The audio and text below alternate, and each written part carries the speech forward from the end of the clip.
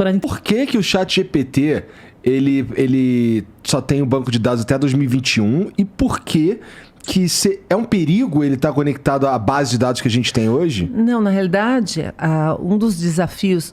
vamos voltar um pouquinho, né?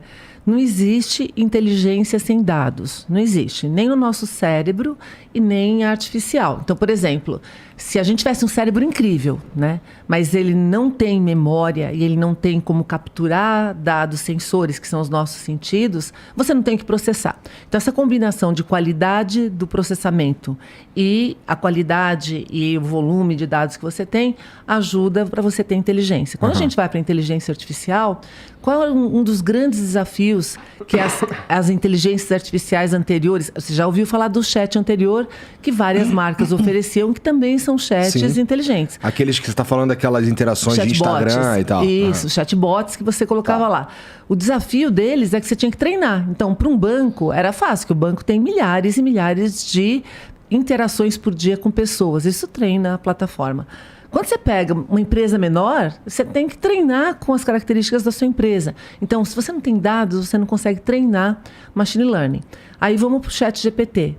O ChatGPT, ele foi treinado, estudou, ou capturou, não só livros, modelos, dados, de montão. Então, ele tem uma base gigantesca que foi até 2021, não porque é perigoso vir até 2022, 2023, é porque é o recorte que foi feito.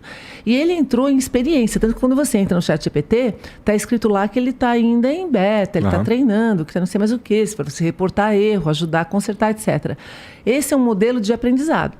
Na realidade, em 2020, que foi durante a pandemia também, quando o GPT foi lançado, e a gente que trabalha, ou estuda, está relacionado com essa área, viu, ele já tinha resultados incríveis para quem tinha acesso para poder utilizar. Quando eles viram que o resultado era bacana do que ele trazia, em 2021 eles falaram, bom, se ele traz isso escrito, por que a gente não começa a tentar fazer ele desenhar também, fazer imagens? Foi quando veio o Dali. O Dali ficou famoso no TikTok, todo mundo utilizando, etc e tal. Demorava pra cacete pra produzir uma imagem. Isso, ou fazia um monte de bobagem também, né? O Dali tinha muito mais erro, na minha opinião, do que tem o ChatGPT agora com os textos, né?